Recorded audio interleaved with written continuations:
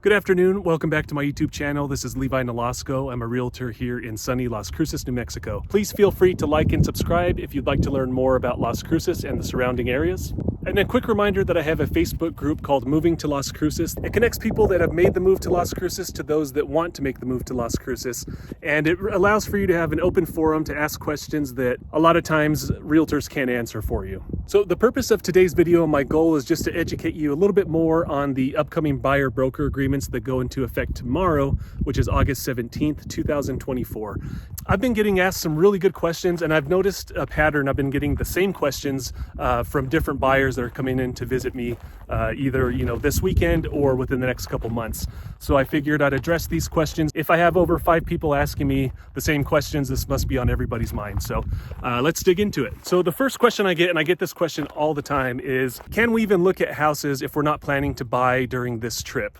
If we're going to buy next year or next month or maybe 2 years down the road after we retire, can I still come to Las Cruces and look at houses?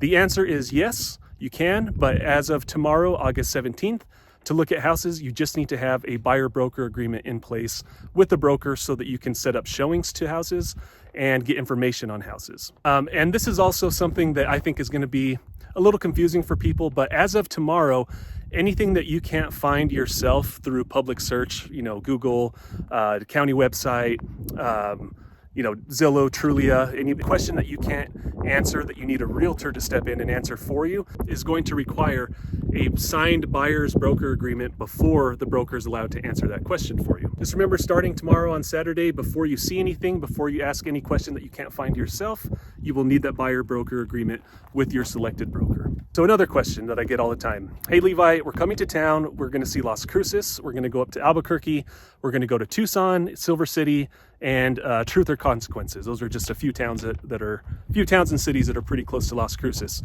Do I need a buyer broker agreement with each broker that I work with in each city?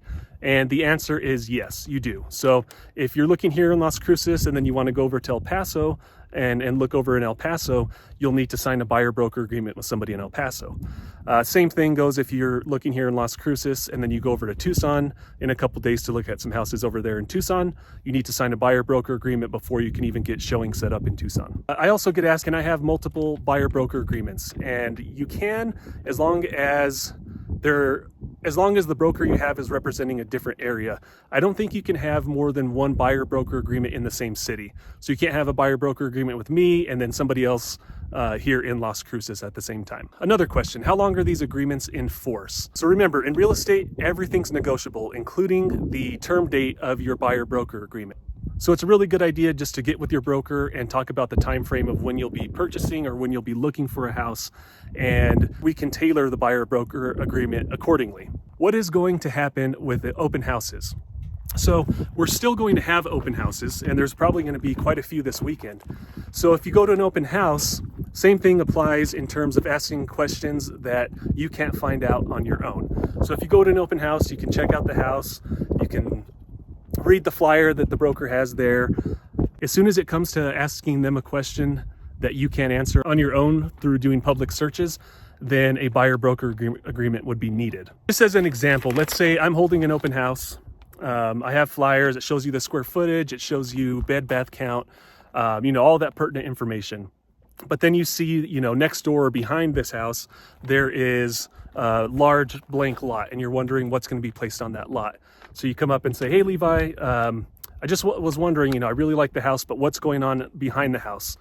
Before I can answer that requires a buyer broker agreement. Or you say, hey, Levi, I really like this place, but I was wondering, can I park my boat or my RV on the side of the house? We need a buyer broker agreement before I can answer that question for you. And I know it seems silly, like we should just say it and just let it slide, but just keep in mind, this is a federal law, so I don't think a lot of realtors are going to be taking chances on it. Going to model homes and looking at new houses and things like that, it's going to work just about the same.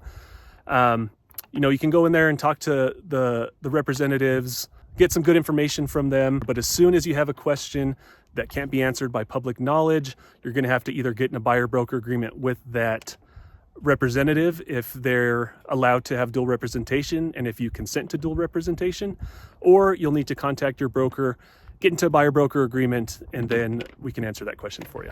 All right, so those are the pertinent questions that I had for this weekend. I just, again, really wanted to prepare people so they're not, showing up to a town they're super excited about, ready to go look at houses, and realize that they just have to do a little bit of paperwork and negotiate some things before getting started. Now, something that I can see happening, I imagine, especially for those folks that are coming into town that aren't going to be purchasing for a couple years, with the new buyer broker agreement, there's a ton of different ways that you can write it up. It could be tailored pretty specifically to your certain case. So I think, with people that aren't going to be buying for a year or two, or are pretty far out and want to come into town and see houses, for the insurance that all realtors have that covers us, for it to take effect and to be useful, if needed, we have to be paid. So I think, those people that are maybe a couple years out that are looking at maybe 10 houses or so, you're probably going to see a lot of, fee per door type situation where, you're paying one fee for every door that's opened or every showing that you go to. That way you're paying the brokerage, you're not paying the broker. Remember, you never directly pay the broker. That way their insurance will cover you during those showings.